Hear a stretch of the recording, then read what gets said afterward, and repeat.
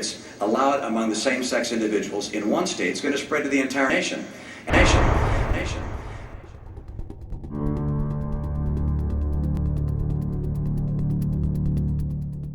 You're still feces-eating brute beasts, and God hates you! God hates you! Jamie took his own life Saturday. All these fags everywhere, this filth that is overrun this country. President Clinton is urging Congress to expand a federal hate crimes law following the beating death of a gay student in Wyoming. It's homosexuals. That's perversion. You don't protect perversion. His stepfather found his little body crumpled up at the bottom of a closet. Adam and Eve, not Adam and Steve. You're a fucking faggot, dude. Walsh attempted suicide at his home more than a week ago. God doesn't like queers. Tyler Clementi, the Rutgers student who jumped off a bridge. One never knows when the homosexual is about. And make sure that marriage is preserved as between a man and a woman. You're gay, you're not. Big fucking deal.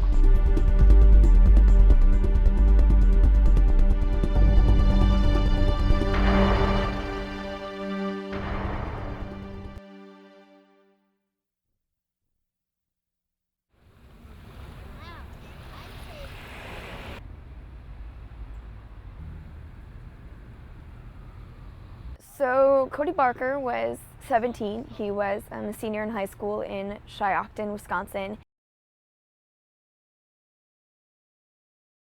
And someone posted a status that said, we've heard word that someone in the GLBT partnership has taken their own lives tonight. And as soon as I saw that, I said, to my girlfriend, I was like, I gotta go, something bad happened.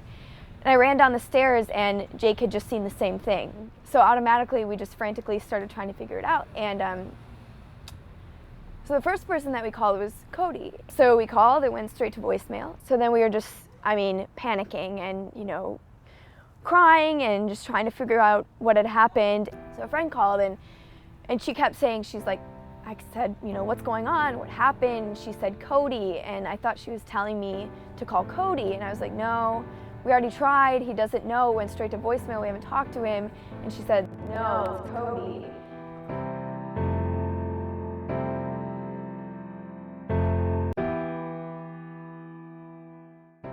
It was just very surreal. It felt like this can't actually be happening.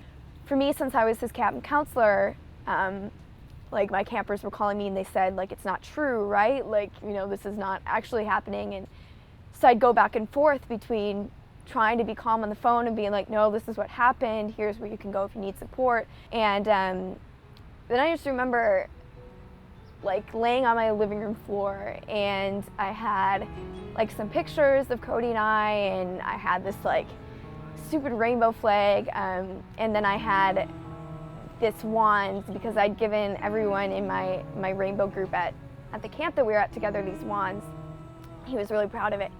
And I just remember laying there and staring outside thinking in the morning, it's, this is just going to be a dream.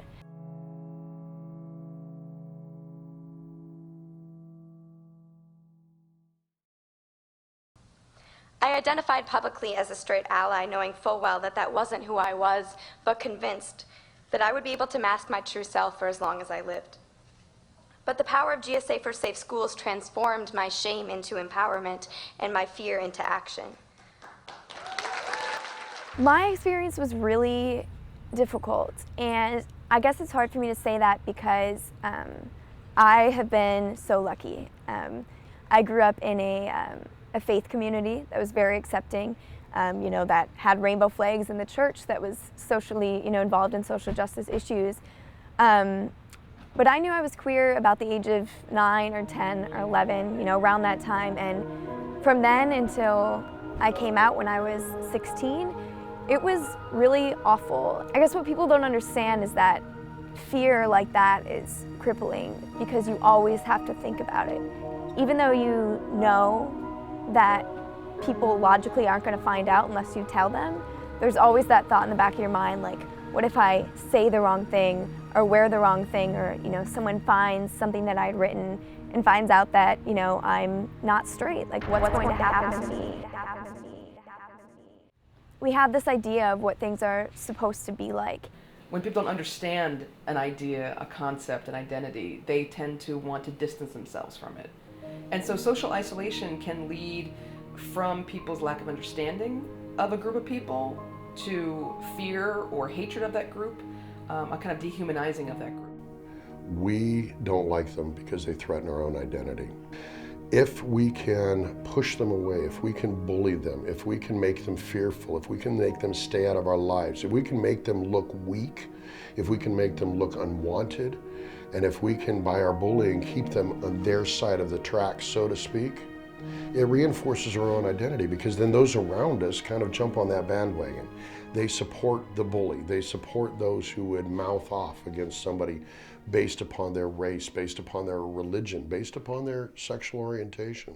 But the reality is that same-sex relationships are nothing new. The labels we've placed on them are new, but they've been around since the beginning of time. If we were to stipulate homosexuality as a category, this didn't happen until the 19th century, the late 1800s, when we started to refer to homosexuals as a subcategory. We see that from not just LGBT people, but in history, all different kinds of groups. When you don't understand it, you don't have friends who might disclose who they are, then you might not understand that you actually do care for and know people who belong to that social group. We have done that by race, we've done that by socioeconomic class, we've done it by ethnicity, and now we're aiming it towards what is more politically acceptable, which is sexual orientation. To marginalize somebody based upon their socioeconomic class or their race is not exactly politically correct anymore. We tried that once in this country, all the way up until federally, 1967, and now we look back on that and laugh because it sounds like a silly thing to do to somebody. However, today, we're doing the exact same thing towards another population, because most people view it as a choice. When the architects of our republic wrote the magnificent words of the Constitution and the Declaration of Independence, they were signing a promissory note which every American was to fall heir. This note was a promise that all men, yes, black men as well as white men, would be guaranteed the unalienable rights of life, liberty, and the pursuit of happiness. It's really hurtful when people say that you can change who you are, that you can change your sexual orientation. Because for me, I think, you know, all of those years that I spent in the closet, I would have given anything to not be queer. People know very young, and with all of the hurt that people have to experience from living in the closet, the idea that someone can change who they are is just absurd to me. When I was 14, my mother came to me and she's like, Michael Ray, because that's what they call me, I think you're artsy. And I was like, oh, I love to draw. Oh, okay. So I didn't know what artsy, I didn't get it. So about a year later, I was 15, and I was like, oh, I'm a boy who likes boys. That's artsy. If it were a biological model, then somebody wouldn't have a choice in being a homosexual any more than they would in being heterosexual. It would be the same as saying somebody who is mentally retarded couldn't marry somebody else who is mentally retarded because of their birth. How could we say then that a homosexual person isn't allowed the same rights as somebody else? Not like yesterday, like never. See me. I've spent my whole life perfecting this balancing act, tripping over broken pieces of heteronormativity, forcing me to consume masculinity and femininity, as if everything is made to be shoved into boxes. There's a lot of focus on bullying. In mainstream media, there's been attention that's been given to, really direct and heinous bullying. The term bullycide doesn't make any sense. You've probably seen that term before, used in a headline. Linguistically, it doesn't make sense. It means killing of the bully, and that's not what's happening. The phrase bullied to death is not appropriate. It's irresponsible, actually, to have these very, very eye-catching headlines around bullying and suicide. It can make those people who are already vulnerable consider suicide as a more potential or positive outcome. What I think people need to understand is that no one ever has to experience that to feel the pain of being a queer young person. Young people who don't see themselves in history, young people who don't hear about their families in a math problem, You know, you've built your whole life out of these expectations of marriage and children and this normative lifestyle, and you spend so much time afraid whether or not you're still going to be as valuable if you break those expectations that have been set for you. When I was interviewed about the experience of young gay people, it was always, you know, are you harassed by your peers? Or, you know, what are those experiences with violence or with harassment? And that's not the story that a lot of young people want to tell. You know, we want rights that are beyond being able to walk through school without feeling threatened. We want to feel like we don't have to keep coming out over and over again. And it just feels like there's this old way of thinking that we are not all the same. We are all the same people, all of us. No, you're no different than I am. Our love is the same. Can you hear? Can you hear? I want you to know how every second felt like a year on the day that school switched genders and got to live without fear. So that's really what government's role is to protect our civil rights. There shouldn't be any special rights or special set of criteria based upon people's preferences. We all have the same civil rights. Bullies or people who commit these terrible hate crimes were given permission to do so every time someone preaches hate from, you know, a pulpit or from their position as a politician or a teacher or a principal or any of those people that people are watching. If you don't set the right example, I think that in some ways you have blood on your hands. When we have kids hurting each other, it's not the kids' fault. I mean, they have parents who set that example. They have teachers who turned the other way when it happened, principals who didn't take reports seriously. So everyone has a role to play in that, and until everyone involved in every system says that we're not going to accept that as an okay viewpoint anymore, it's going to continue to happen. Gay families under attack. What do we do?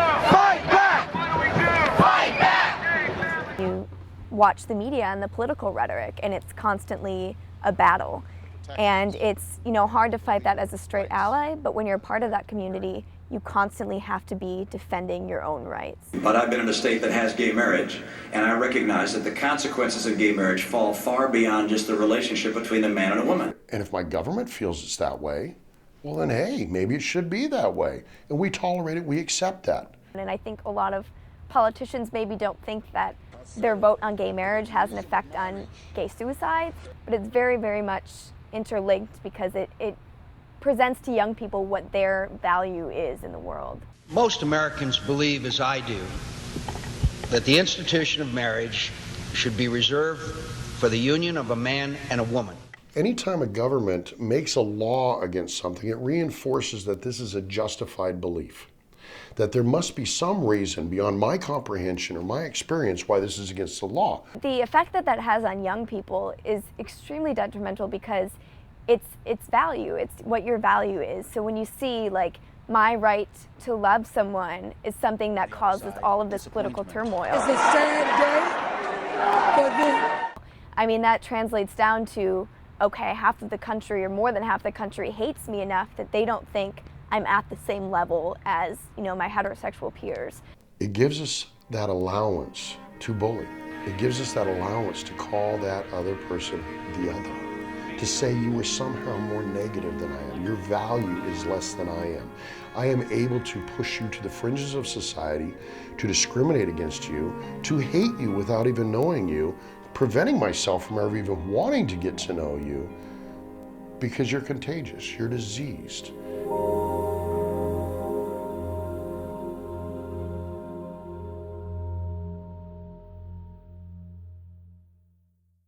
Nobody knows what it's all about. Too much, man. Let it all hang out. If you start to pay attention to advertising, to turning on the television or reading books, it's almost always straight couples that are presented. There's a very narrow representation of LGBT people in the media. And then HIV and AIDS came along. And then there was a huge backlash because that was the gay disease. It's the acquired immune deficiency syndrome. The disease known as AIDS. Disease AIDS. When it's not the narrow representation, it's just a plain old absence. So part of the problem is the lack of representation. And then when we do get represented, it's a very narrow form, a very kind of rigid, stereotypical form of representation. I'll call you later, okay? Kiss it, spank it. The kind of invisibility of LGBT people in our society can create a sense of social isolation. So if you identify with a group, but you never see positive images, if you never hear affirmative stories, if you don't understand history, that can lead to a sense of loss. It can lead to a sense of dislocation, if you will. It can also lead to people not understanding who you are and denigrating it, devaluing who you are. Or even just the assumptions that are made, even by people who are accepting of the lesbian and gay community, is that they'll still assume that everyone's straight. So until they hear differently, you know, like as a young woman, I'll be asked, so do you have a boyfriend? And it's never, you know, do you have a girlfriend, do you have a boyfriend? It's always assumed until you're told differently that you're straight.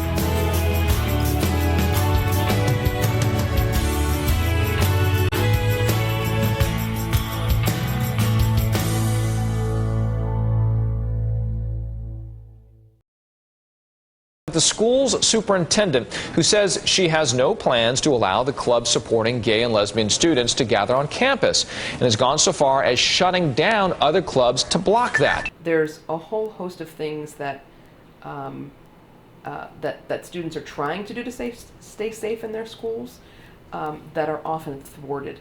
Students who are trying to organize a GSA have been given repeated resistance from the administration. I was serving on a student panel, and one of these teachers who really didn't like me started to ask, you know, how can we create schools or safe schools when everyone has a different idea of what it means to be safe and healthy? And he was basically trying to say, like, what if we don't think being gay is healthy? How do we make, you know, safe schools if we disagree about that? And at that point I was like, you know, if we're having discussions that are inherently harmful for students, then it's not a safe environment, and it doesn't matter like how respectful we're being. But every time they would try and talk, they'd try and frame it like, you know, we just are trying to make this school good too, but you know, we want everyone to make sure everyone's voices are being heard, not just the GSA, as if the GSA was the loudest voice in the school, which it was not. So what I do is I tell students about the rights that they have to organize a student club. But they might come back and say, now the administration is doing X, Y, or Z. Now they're changing the policy about signing up with parental permission. Now they're saying we can't use the title GSA for our club. They're telling us to call it something else. One of the issues that we're working on is to get a federal policy that would incorporate sexual orientation and gender identity expression in all of our anti-bullying and anti-harassment policies in our schools. Just make a statement that in our schools, it is not okay to target someone because of their actual or perceived sexual orientation or gender identity expression. What this is about is school communities recognizing the real world that's out there and who we all are as Americans. We all go to school. We want the same things for our children. I'm fighting for the same things for everyone else's child. I want everyone to be safe, respected, and free to learn. Age 10 and a half. I should have been too young to know to wish away the sun from rising. Too young to know how shame looks on lined paper stuffed under creaking bed frames with threads that whisper in a murmured tremble. But when I got to my senior year and the harassment specifically at the hands of these two teachers got worse, it gets to the point where you feel like you shouldn't have to be fighting those battles anymore. But my experience at school was that hatred and homophobia is still accepted as a viewpoint that needs to be expressed. Authority figures, teachers have a lot of influence. So if they're going to say things to other students or harass you in front of other students, that gives everyone else permission to do the same. I remember one time specifically before I was out of the closet, the teacher, we were in the weight room, and he turned off a show on TV because there was a same-sex couple depicted. And, you know, I was very vocal at that time still, and I said, what are you doing? And, you know, he's like, we can't watch that, it's gross, and there are a lot of people in there. And I was like, well, you're just saying that, you know, because it's a same-sex couple, we watch the show every day in here. And he said, no, that's different, you know, those are gay people. And I just sat there and I was like, is this really happening to me right now? You know, I don't know what people are in here, but, you know, people could be very vulnerable that you're saying these things. And I just said, like, you know, that's not okay. And he came up to me and he got right in my face and he's like, let me ask you something. Were you put on this earth to reproduce? At the time I was thinking, well, that's a view that a lot of people hold. Like, you know, so if I come out of the closet, is my worth diminished because of that sort of thing that he put on me? So my senior year of high school, it just became a burden, and it became very exhausting to go to school because you thought, you know, what corner am I going to have to avoid today to, you know, because I don't have the energy to deal with this teacher, or what legal battle am I going to have to try and bring up? When they were fighting with me or having these battles, it wasn't just like an argument about another thing. Like, that was my life that they were constantly making difficult. But I guess I'd want them to know, like, what it feels like to be 10 and want to die. I moved to San Francisco. I do plan on going back to my state, but at a certain point it was like, I just need to leave. Now that I'm in college and I live here and sort of having a new life away from anything I've known, I like realize what it's like to not have to do that. And I've never had that experience of feeling so safe and so comfortable that you don't have to be afraid of the next battle that you're gonna fight. And I was going to church, and my mother was crying, and everything was upset. And I got to church, and there were all these people at church, like people I went to school with, my teachers, all of my family. And I was like, oh shit, what's going on? And so the preacher calls me up, and I'm like, oh my God, I'm gonna win an award for like Best Christian of the Year. Like, Jesus sent me a letter and said, you rock! And instead, they appointed me with holy water and oil and prayed the demon of sexuality to come out of my body. And it worked, and I'm a big heterosexual standing here before you. Someone can live closeted and still live a big life, but they're never gonna bring their whole selves to the table if they have to keep this big secret. Why are people so concerned about whether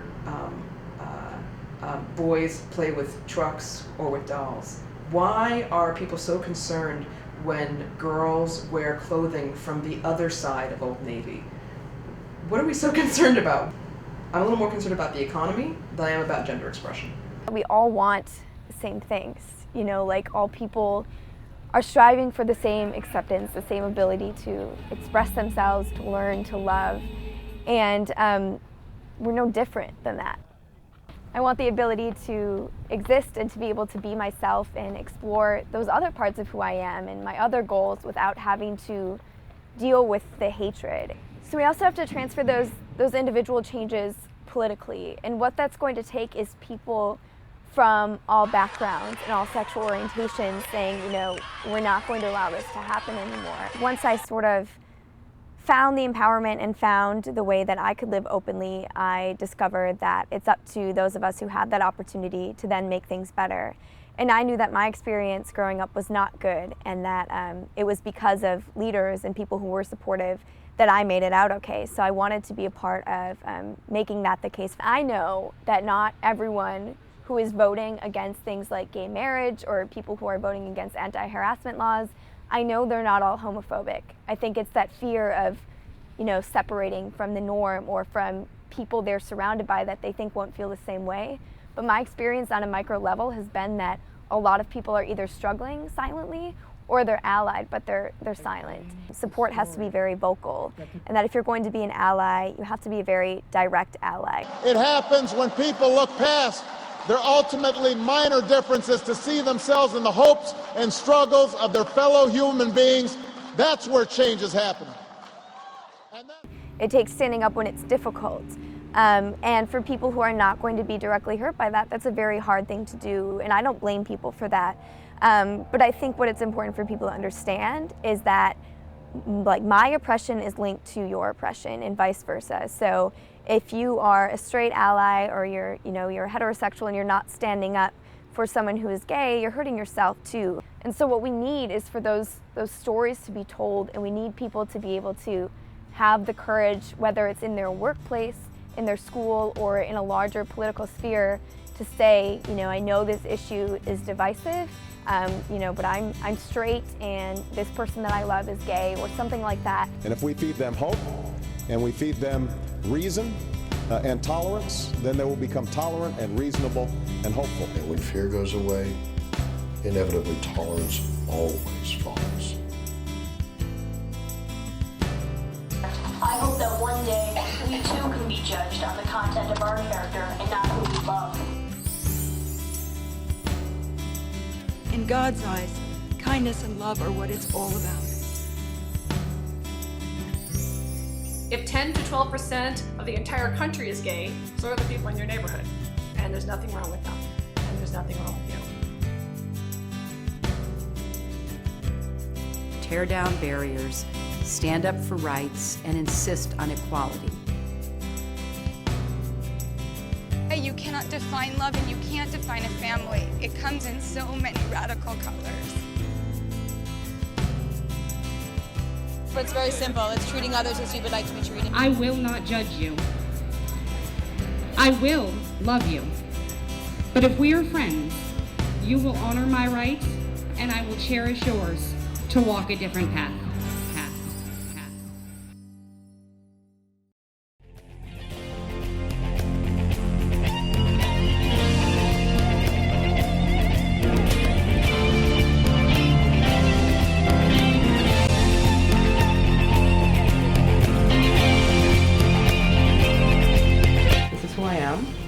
I'm going to be, and this is the way I want my school to be. Forget about it. You're Adrian.